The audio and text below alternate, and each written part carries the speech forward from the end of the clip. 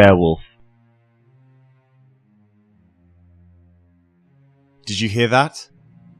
They say that if there is too much talking and laughter, Grendel will come and drag you away. You don't know about Grendel. Then I don't suppose you know about Beowulf either. Listen closely and I will tell you the story of the greatest yet warrior and how he fought the vile monster. More than 1,000 years ago, the Danish king Hrothgar decided to build a great hall to celebrate the victories of his loyal warriors. When the hall was finished, he named it Heorot and proclaimed that it should be a place for feasting and for the bestowing of gifts. Heorot towered over the desolate marshy landscape. Its white gables could be seen for miles. On a dark and moonless night, Hrothgar held his first great banquet in the main hall. There was the finest food and ale for all the warriors and their wives. There were minstrels and musicians too. Their joyous sounds could be heard all across the marshes to the dark blue waters where an evil being lived. Grendel, once a human but now a cruel and bloodthirsty creature. Grendel, no longer a man but still with some human features. Grendel was much angered by the sounds of merriment that came from the hall. Late that night, when the king and queen had retired to their rooms and all the warriors were asleep, Grendel crept across the squelching marshes. When he reached the door, he found it barred. With one mighty blow, he pushed the door open. Then Grendel was inside. That night, in that hall, Grendel slaughtered 30 of Hrothgar's bravest warriors. He snapped their necks with his claw-like hands and drank their blood before sinking his teeth into their flesh. When none were left alive, Grendel returned to his dark, dank home beneath the watery wave. In the morning, the hall was filled with weeping and grieving. The sight of the carnage of the strongest and bravest Danes filled the land with a deep despairing sadness. For 12 long winters, Grendel continued to ravage and kill any who came near Heorot.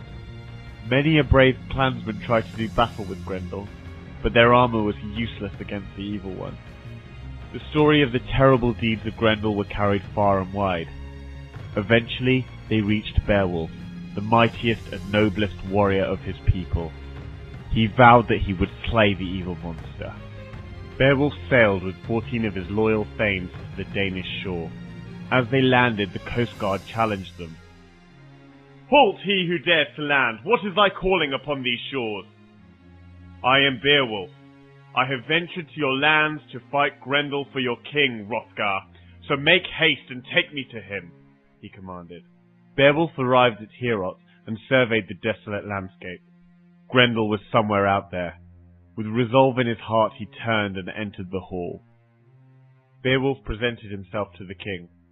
"Hrothgar, true and noble king of the Danes, this is my pledge. I will rid thee of the evil Grendel." "Beowulf, I have heard of your brave deeds and great strength, but Grendel is stronger than any living being that you would ever have encountered," replied the king. "Hrothgar, I will not only fight and defeat Grendel, but I will do it with my bare hands," Beowulf assured the king.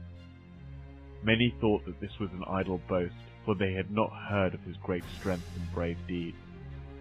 That very night, Beowulf and his most trusted warriors laid down to sleep in the great hall. As the light dimmed, Grendel made his way across the marshy ground to the hall, not realizing that tonight his bloodthirsty cravings would not be satisfied. Grendel burst into the hall. He wrenched a warrior from his bench, snapped his neck and drank his blood, and then tossed him aside. He moved on to the next bench and grabbed that man. When he felt Beowulf's grip, he knew he had met a power as great as his own. "No more, you evil being," commanded Beowulf. "I shall fight you to the death. Good shall prevail." Grendel lunged forward to grab the warrior's throat, but Beowulf grabbed his arm. Thus they were locked in mortal combat. Each was seething with the desire to kill the other. Finally, with a mighty jerk and using all the power within him, Beowulf ripped Grendel's arm off. A terrible scream pierced the night air as Grendel staggered away, leaving a trail of blood. He crossed the misty marshes for the last time and died in a cave beneath the dark blue murky waters. Beowulf lifted the arm above his head for all to see and proclaimed, "I, Beowulf, have defeated Grendel. Good has triumphed over evil." When Beowulf presented Hrothgar with Grendel's arm, the king rejoiced and gave his thanks. Beowulf, greatest of men, from this day forth I will love thee like a son and bestow wealth upon you. A great feast was commanded for that night to celebrate Beowulf's defeat of Hrothgar's enemy, but the rejoicing came too soon. Under the deep blue chilling waters a mother mourned her son and vowed to avenge his death. In the middle of the night she swam to the surface and made the journey to the hall of Hrothgar. Here she terrorized those within. She grabbed one of Hrothgar's warriors, wrung his neck, and ran off to devour him in peace. All had forgotten that Grendel had a mother. Once more Hrothgar was filled with the sound of mourning, but also of anger. Hrothgar summoned Beowulf to his chamber, and once more Beowulf pledged to do battle. "I will go and defeat Grendel's mother. The killing has to stop." With these words he gathered his 14 noble warriors and rode out towards Grendel's watery home. They tracked the monster across the marshes until they reached some cliffs. There a terrible sight met their eyes, the head of the slain warrior hanging from a tree by the side of the blood-stained waters. Beowulf dismounted from his horse and put on his armour. With sword in hand he plunged into the gloomy water. Down and down he swam, until after many an hour he reached the bottom. There he came face to face with Grendel's mother. She lunged at him, and clutching him with her claws she dragged him into a cave. If it had not been for his armour, he would surely have perished. Within the cavern Beowulf drew his sword, and with a mighty blow struck her on the head. But the sword skimmed off and left no mark. Beowulf slung his sword away. He seized the monster by the shoulders and threw her to the ground. Oh, but at that moment Beowulf tripped, and the evil monster drew her dagger and stabbed him. Beowulf felt the point against his armour, but the blade did not penetrate. Immediately Beowulf rolled over. As he staggered to his feet he saw the most magnificent sword, crafted by giants.